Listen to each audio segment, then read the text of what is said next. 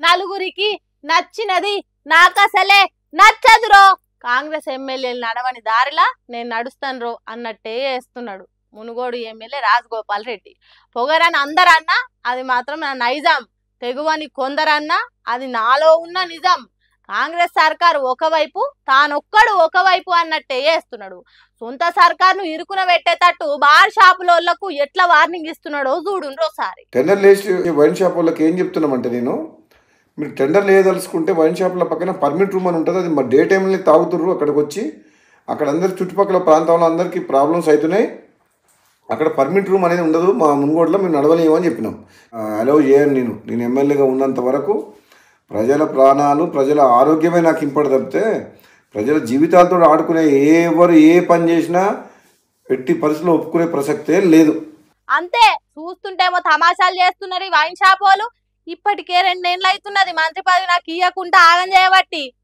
Sorry అది కాదు, 2 ఏళ్ళు అవుతున్నది వైన్ షాపులలో పర్మిట్ రూములు పెట్టి ఆగం చేయబట్టి. నాకు పదవులు ముఖ్యం కాదు, ప్రజల ప్రాణాలే ముఖ్యం. కాబట్టి నాకు మంత్రి పదవి ఇచ్చి తీరాలి. కాదు సిట్టింగ్ రూమ్లకు పర్మిషన్ ఇవ్వద్దు, బెల్ట్ షాపులు బంద్ పెట్టాలి అన్నట్టు ఫోన్ల టెండర్లు వేసే వైన్ షాపులకి చెప్తున్నాడు. ఇంకేం చెప్తున్నాడు అనేది మీరైనా. ప్లస్ మళ్ళీ వీళ్ళందరూ వైన్ షాపులు అందరూ కలిసి సిండికేట్ అవుతుండ్రు. సిండికేట్ అవ్వడం వల్ల ఏమవుతుంది, రేటు పెంచి అమ్ముతుండ్రు, డూప్లికేట్ అమ్ముతుండ్రు. వేరే మండలాలు, వేరే నియోజకవర్గాలు, వేరే జిల్లా వాళ్ళు ఇక్కడ పార్టిసిపేట్ చేయొద్దు. ఇప్పుడు వైన్ షాప్ లొకేషన్స్ కూడా తప్పున్నాయి.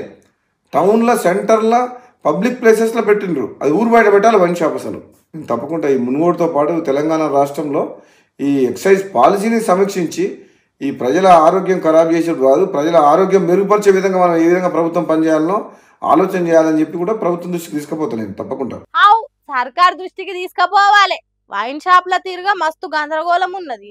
పర్మిట్ రూములు సిటీలల్లో, మండల సెంటర్లలో ఇచ్చుడు ఏంది గవన్నీ అడగాలి.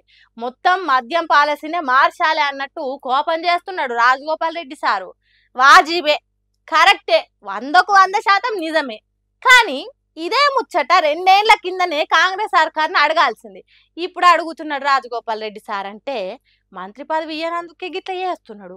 సర్కార్ను సాదే మందు దుకాణాలను బంద్ పెట్టిస్తే సీఎం రేవంత్ రెడ్డి దిగొస్తాడు, మంత్రి పదవి ఇస్తాడు అన్నట్టు చేస్తున్నాడు అనే అనుమానం తెలంగాణ జనానికి వస్తున్నది. కాబట్టి ఎట్లాగో రాజగోపాల్ రెడ్డి తనకు పదవుల మీద ఆశ లేదని పదే అనుడు కాదు, తన ఎమ్మెల్యే పదవికి రాజీనామా చేసి కాంగ్రెస్ పార్టీ మీద కొట్లాడితే ఇంకింత మంచిగా ఉండని అంటున్నారు రాజగోపాల్ రెడ్డి మాటలు విన్న తెలంగాణ జనాలు.